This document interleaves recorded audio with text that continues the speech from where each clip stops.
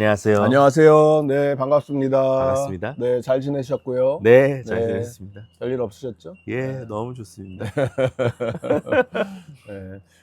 자, 오늘 계속해서 우리 열왕기 하로 이제 시작을 하게 되는데, 네. 열왕기 상과 하는 원래 한 권의 책이었죠. 음, 근데 편의상 이게 상과 하로 우리가 자르진 않았지만 네. 성경이 자른 거기 때문에 우리가 좀 성경 말씀 묵상할 때 뭐 사무엘 상하, 열왕기 상하, 역대 상하 이런 것들이 하나의 쭉 한 권이라는 걸 좀 염두에 두면서 네. 성경을 보면 좀 더 도움이 될 것 같아요. 네. 네, 계속해서 열왕기 하 스토리를 목사님 시작해 주시면 감사하겠습니다. 네. 네. 빅픽처 큰 그림 좀 다시 한번 리캡하면은요. 사무엘 상하가 사무엘이라는 영적 지도자 아래서 왕정 시대를 열었다고 한다면 열왕기 상하는 그렇게 열린 그 왕들의 시대에 리더십이 어떠했는가를 예, 보여주는 그런 말씀입니다. 사실 그 왕들이 보여줘야 되는 왕의 모습, 블루프린트는 청사진은 이미 주어졌습니다. 사무엘하 7장 말씀을 통해서 하나님 나라의 왕으로서 아브라함에게 주신 약속을 이루는 네. 그 메시아닉 킹, 이 이제 하나님 나라를 보여줘야 되는 이 이스라엘의 왕들이 보여줘야 되는 모습인데 그 이제 결론을 말씀드리면 열왕기에 나오는 왕들은 아니라는 거죠. 예, 열왕기 상에서는 다윗 마지막하고 솔로몬도 보고 여러 왕들도 보고 이제 저희가 또 계속해서 보겠지만 북이스라엘하고 남유다로 나뉘어져 가지고 이방의 나라들을 오히려 닮아갑니다. 이방 나라 사람들의 복의 근원이 되어야 되는데 거기를 닮아가면서 같이 말라가고 죽어가는 모습을 보게 됩니다. 그래서 열왕기 하에서는 북이스라엘과 남유다의 이제 몰락을 저희가 보게 되는데 하나님이 이 몰락 가운데 가만히 계셨는 그러지 않았다라는 네. 하나님은 이 백성들이 돌이키게 하시기 위해서 계속해서 하나님의 선지자를 보내셨죠. 그게 이제 열왕기상 17장부터 그렇죠. 이어진 예. 엘리야들부터 그렇죠. 시작, 엘리야부터 시작, 엘리샤 이렇게. 그렇죠. 맞습니다. 그래서 요번 이제 저희가 보는 열왕기 1장부터 4장의 말씀에서 세대 교체가 일어나는 거죠. 원래 엘리야였는데 이제 엘리야는 불병거를 타고 하늘로 올라가고 네. 엘리사가 그 뒤를 잇게 됩니다. 엘리사는 이제 엘리야를 이으면서 한 가지 요청을 한 게 있죠. 갑절의 능력을 네. 구했죠. 네. 재밌는 거는 엘리야에 대한 기적의 기사가 7개가 나오는데 엘리사가 14개가 14개가? 나와요. 네, 갑절이 나온다는 것입니다. 자, 여전히 혼란한 이 시대의 모습, 하나님의 말씀은 희미해지고 주변국과의 전쟁은 이어지는 것을 보는데 그 가운데 이게 1장에서 4장의 내용이라면 그 가운데 4장은 엘리사와 그 주변 사람들에게 좀 집중하는 집중해서 조명하는 장이라고 할 수 있습니다.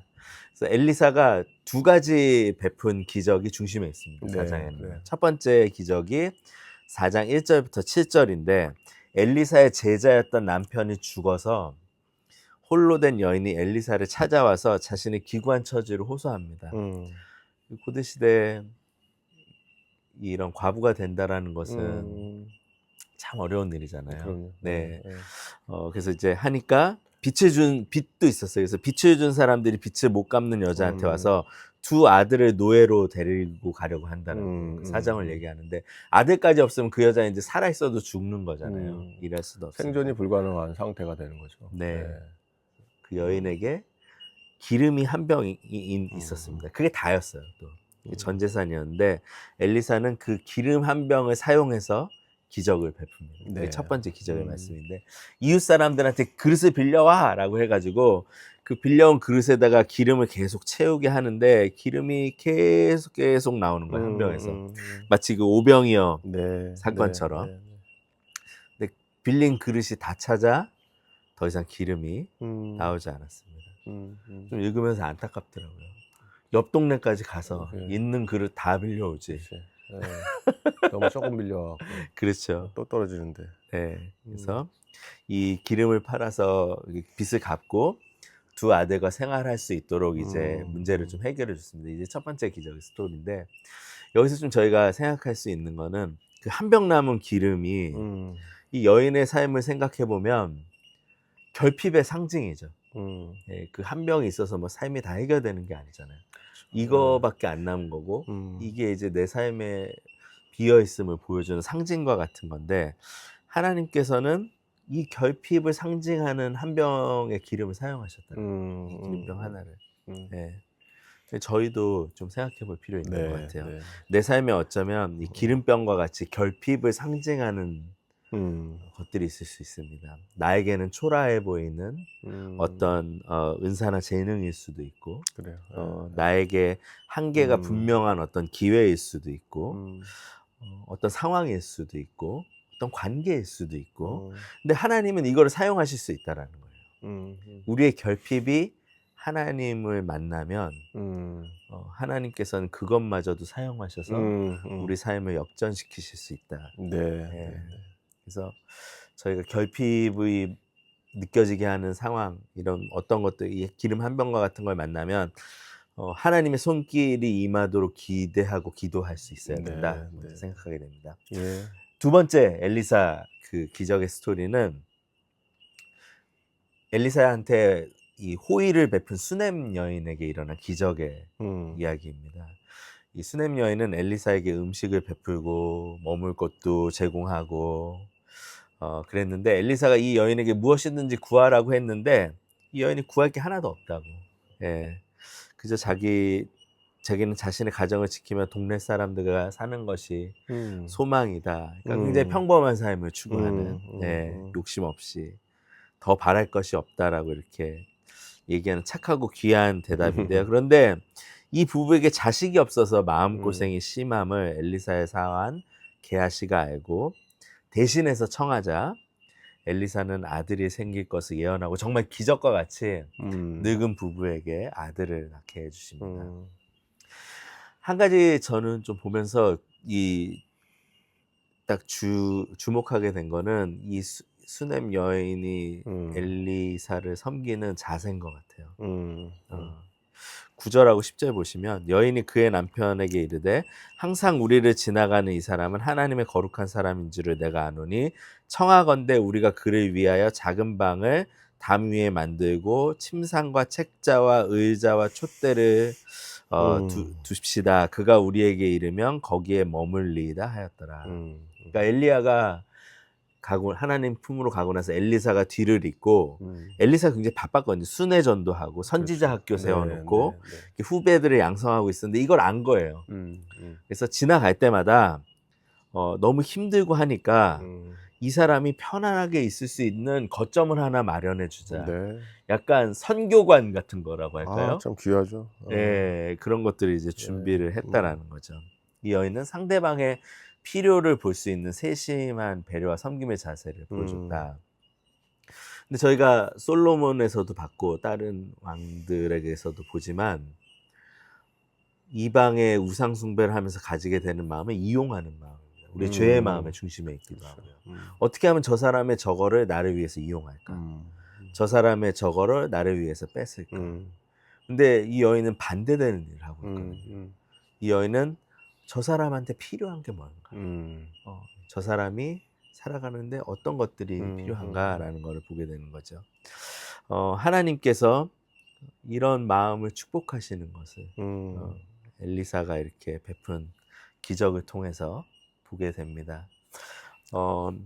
우리는 교회에서도 이제 섬김이 있잖아요. 네, 섬김도 사실 이 두 가지 마음의 싸움인 것 같아요. 섬김을 통해서도 어떻게 하면 내가 원하는 것을 얻을 수 있을까? 이 자세로도 섬김할 수가 있거든요. 그럼요. 네, 얼마든지 하죠. 네. 내 인정의 필요, 내 사람들이 나를 어떻게 바라보는지 이런 필요들을 어떻게 하면 이 섬김을 사용해서 나의 필요를 채울까 하지만 섬김이라는 것은 다른 이들의 필요를 채우는 것이다라는 거 생각하고 그 자세를 견지하고 섬기고 계시는 디임도 가족들 또 멜번 한인장로교회 가족들 축복하고 하나님께서 귀히 여기신다, 축복하신다라는 거 생각하게 됩니다. 그래서 그리스도 중심의 삶이란 무엇일까요? 그리스도 중심의 삶이란 결국은 그리스도의 성품이 드러나고 그리스도의 자세가 드러나는 삶이겠죠. 예수님께서 사실은 우리의 필요를 채우시는 일에 전생애를 부으셨거든요. 네. 우리를 구원한다라는 것은 우리의 필요를 채우시는 거죠. 그렇죠. 꼭 필요한 네. 것들. 예. 그래서 예수님이 십자가까지 가셨다라는 것은 우리에게 죄 용서, 죄의 문제를 해결할 필요가 있기에 우리에게 그냥 죄를 용서하는 것을 넘어서 그리스도의 의를 입혀 주셔야 되는 그 필요가 있기에 네. 하나님의 사랑받는 자녀로서 살아가야 되는 필요가 있기에 그러기에 저희가 그리스도 중심 삶을 생각할 때 십자가에 나아가셔서 그분의 은혜와 섬김을 먼저 받으시기 바랍니다. 그리스도께서는 이 땅에 오셔서 십자가에 죽으셨을 때도 그렇고 또 이 시간 하나님 우편에서 이 시간 우리의 필요를 어떻게 채우시지 어떤 은혜가 우리에게 필요하신지 바라보고 우리의 필요를 채우시는 분이세요. 네. 오늘도 네. 우리를 섬기시는 분이십니다. 그분의 은혜와 섬김을 받으시고 그 마음을 마음에 담으시고 그 자세와 성품을 삶 속에 담으셔서 필요가 있는 곳에 그 손길을 베푸시는 귀한 한 분 한 분들 되시길 주님의 이름으로 축원합니다. 네, 감사합니다. 네, 기도로 마무리하도록 네. 하겠습니다. 참 좋으신 아버지 하나님 감사합니다. 열왕기 하를 시작하며 하나님께서는 여전히 이스라엘 역사의 한가운데서 쉬지 않고 일하고 계심을 확인케 해주시니 감사드립니다. 엘리사가 귀한 사역들을 감당할 때 주님께서 자녀가 없는 집안의 어려운 상황들을 아시고 또 궁핍한 가정에 힘들고 어려운 상황들을 보시고 그냥 지나쳐 가시는 분이 아니라 그들의 결핍함과 필요를 채워주시는 분임을 확인케 해주시니 감사합니다. 우리의 인생 가운데서도 우리가 여전히 힘들어하고 어려워하고 필요로 하는 것들이 있으면 하나님께서 그것을 외면치 않으시고 부어주시고 채워주심을 늘 경험케 해주시고 하나님을 더 신뢰하고 의지하는 것을 배우게 하여 주시옵소서. 더 나아가서 수냄 여인의 섬김처럼 우리의 필요를 위해서 우리가 누군가를 이용하고 착취하고 사용하는 것이 아니라 상대방의 필요와 어려움과 나보다 더 힘든 것을 내가 먼저 보게 해주시고 그들의 필요를 채우고 함께 협력해서 세워나갈 때 주님께서 먼저 우리에게 주님의 섬김과 사랑으로 베풀어 주셨던 은혜가 더 확실해지고 배가 되고 다시 한번 깊이 경험하는 것을 우리 모든 사랑하는 우리 두 교회의 식구들이 될 수 있도록 주님께서 축복하여 주시옵소서. 감사하며 예수님의 이름으로 기도합니다. 아멘. 아멘. 아멘.